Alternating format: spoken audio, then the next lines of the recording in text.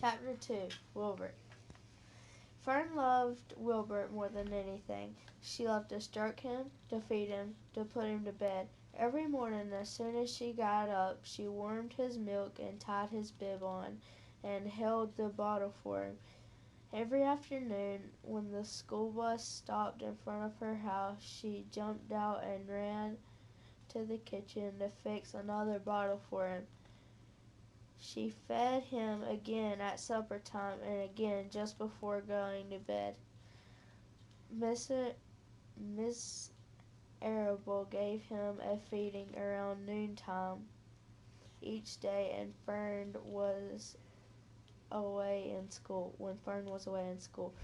Wilbert loved his milk and he was never happier than when Fern was warming a bottle of milk for him. He would stand and gaze up at her with adoring eyes.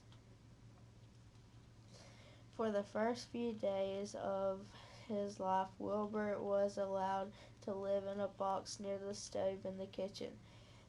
Then when Mrs.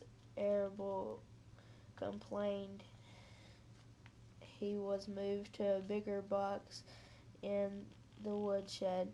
2 weeks of age, he was moved outdoors. It was apple blossom time and the days were getting warmer. Mr. Arable fixed a small yard especially for Wilbur under an apple tree and gave him a large wooden box full of straw, with a doorway cut into it so he could walk in and out as he pleased. "Won't he be cold at night?" asked Fern. "No," said her father. "You watch and see what he does." Carrying a bottle of milk, Fern sat down under the apple tree inside the yard. Wilbert ran to her and she held the bottle for him while he sucked. When he had finished the last drop, he grunted and walked sleepily into the box. Fern peered through the door. Wilbert was poking a straw with his snout. In a short time he had dug a tunnel in the straw. He crawled into the tunnel and disappeared from sight, completely covered with straw. Fern was enchanted. It relieved her mind to know that her baby could sleep covered up and stay warm. Every morning after breakfast, Wilbert walked out to the road with Fern and waited with her till the bus came. She would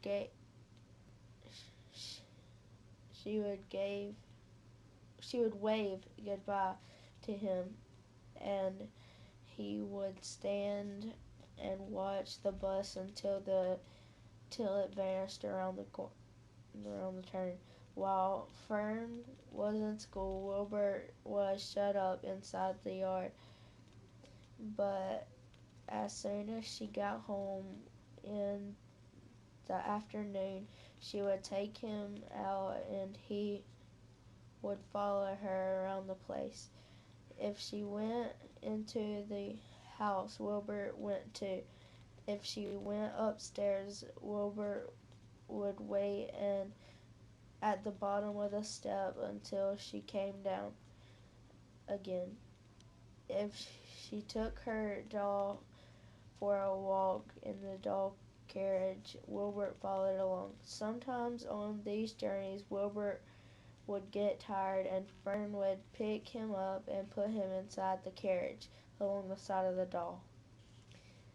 He liked this, and if he was very tired, he would close his eyes and go to sleep under the doll's blanket.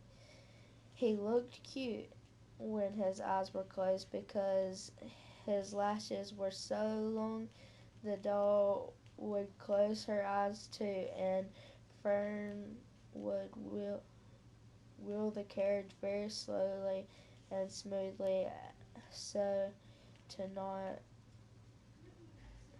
so as not to wake her infants. One warm afternoon, Fern and Avery on put a bathing suit and went down to the brook for a swim. Wilbur tagged along at Fern's heels. When she waded into the brook, Wilbur waded with her. He found the water quite cold, too, for his liking.